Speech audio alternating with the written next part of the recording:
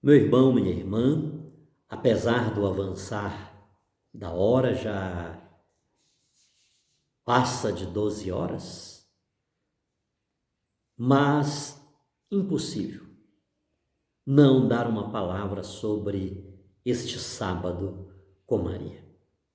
É impossível, meu irmão, minha irmã, falar de Jesus, acolher Jesus Cristo sem acolher Maria Santíssima. É uma espiritualidade que fica capenga, é uma espiritualidade que falta algo, é uma espiritualidade que rejeita o agir de Deus, o querer de Deus, o modo como Deus quis chegar a cada um de nós. A nossa primeira leitura de hoje, extraída da profecia de Zacarias, diz, entre outras coisas, que rejubila-te e alegra-te, filha de Sião, porque venho para morar no meio de ti. Os primeiros cristãos entenderam desde muito cedo que Maria Santíssima é a filha de Sião por excelência. Maria Santíssima é um modelo. Maria Santíssima é aquele povo querido por Deus. Aquela fidelidade, aquela obediência, aquele amor, aquela entrega, aquela renúncia que Deus sempre quis do seu povo. Tudo isto viu-se em Maria Santíssima. Tudo aquele vinho bom, aquelas uvas boas que Deus esperava do seu povo e não teve. Maria foi essa vinha preciosa. Como disse, desde muito cedo, os primeiros cristãos compreenderam que Maria Santíssima é a Sião por excelência. É o povo de Deus sintetizado em Maria, que deve alegrar-se, porque Deus está vindo para morar em nosso meio. Como foi que Deus veio para morar no nosso meio? Maria Santíssima, ela foi à igreja sozinha. Ela foi o membro mais iminente da igreja. Inclusive naquele sábado. E quase que sobretudo. Quando praticamente todos não tinham mais fé, não tinham mais esperança. Quando todos viram que naquela cruz romana, aquela linda história, aquele grande profeta, poderoso em palavras e obras, se tinha terminado. Apesar de tudo que viram, apesar de tudo que experimentaram, apesar de todos aqueles que pudessem testemunhar o que ele fizera na sua vida.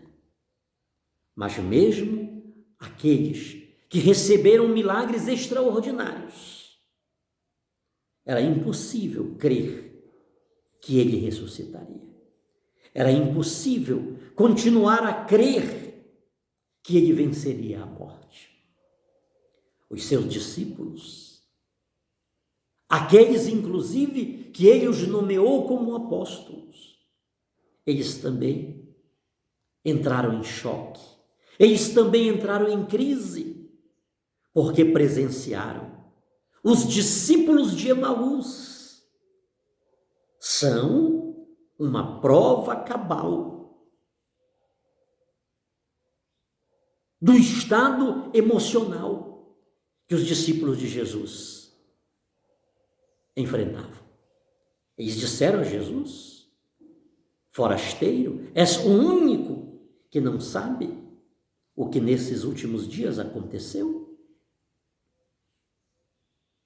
Eles já estavam voltando para recomeçar sua história, para recomeçar o seu cotidiano. Mas isto não aconteceu com Maria Santíssima. Ela continuou crendo. Sim, queridos irmãos, sim. Tudo que falou Deus com o seu povo antigo foi caindo por terra, não da parte de Deus, mas pelo seu povo, que não conseguia crer o suficiente, que não conseguia responder à altura da resposta que Deus queria. A resposta do amor, a resposta da fidelidade, a resposta da virgindade, a resposta de uma fé imaculada, de uma fé não fingida, de uma fé que não se prostituísse com os ídolos, com os deuses pagãos. Mas, repito-me, tudo aquilo que ao longo da economia da salvação, ao longo da história da salvação, não se conseguiu, verificou-se em Maria Santíssima. Em meio a todo aquele caos da sexta-feira e daquele sábado. Por isso desta devoção, o sábado com Maria, ela permaneceu firme. Ela continuou crendo no poder de Deus, na majestade de Deus, na grandeza de Deus. Ela creu no seu filho como ninguém. Ela confiou no seu filho como ninguém. Afinal, aquele primeiro milagre lá em Caná, ela sabia como acontecer. Ela sabia da sua participação, da sua presença, da sua solicitude naquele evento extraordinário. E aquilo tudo eram suficientes motivos para que ela continuasse a crer que o extraordinário poderia acontecer mais uma vez, não obstante aquele ponto final que a morte coloca na história do ser humano. E foi isso que aconteceu. Alegra-te, filha de Sião, porque o teu Deus está vindo para morar no meio de ti. É impossível, queridos, é impossível, e isto me chama a atenção. Ah, missionário, se a igreja não tivesse se prostituído a partir do ano 300 com o imperador Constantino. Ah, missionário, se a igreja dos primeiros 300 anos tivesse atravessado os séculos. Pois é, meus irmãos, eu não estou falando de 300 anos. Nesses 300 anos estão aqueles 30 anos primeiros, aqueles 40, aqueles 50 anos primeiros. Se tinha uma igreja pura, pois esta igreja, ela não está bem até o final desses 300 anos, mas ela está logo no começo deles. Essa igreja, na qual essa Sião que deveria alegrar-se, ela era Maria Santíssima. É o membro mais eminente desta igreja, desse corpo místico de Cristo. Ela estava presente, não como uma igreja genérica, mas como uma igreja sozinha, uma igreja virgem, uma igreja pura, uma igreja não contaminada.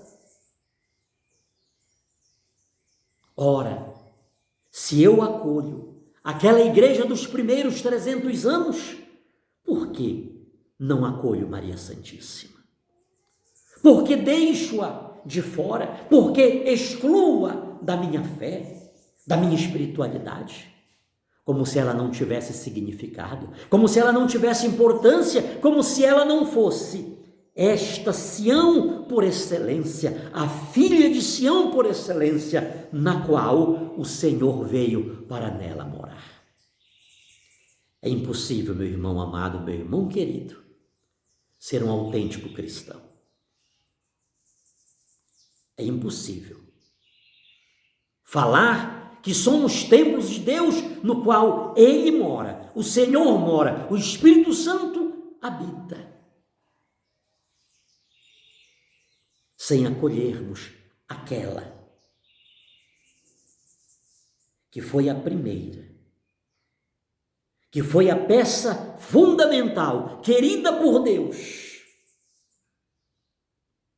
na qual o Senhor, em toda a sua plenitude e majestade, habitou. Não foi à toa que o anjo, ao chegar, lhe disse: alegra-te, ó cheia de graça. Também nós alegremo-nos em Jesus Cristo, porque Ele veio para habitar em nós, em cada um de nós, sem esquecermos que essa habitação que acontece na minha e na sua vida, primeiro aconteceu nela. Foi com ela, foi por ela, foi na plenitude dos tempos que Deus enviou o seu Filho, nascido de uma mulher. E essa mulher tem nome. Ela é a excelsa filha de Sião, é Maria Santíssima, Maria de Nazaré, que não pede para si glórias, mas o autêntico cristão reconhece-a como mãe sublime, mãe amorosa, mãe intacta, mãe fiel, torre de Davi, torre de marfim.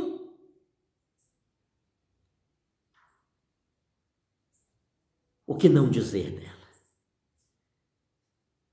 É na alegria de Maria Santíssima, é na alegria desta excelsa filha de Sião, que nós também podemos alegrar-nos na presença, na morada de Jesus Cristo na nossa vida. Pela intercessão dela, pela majestade dela, sobre todos nós, a bênção desse Deus Todo-Poderoso, Pai, Filho e Espírito Santo. Amém.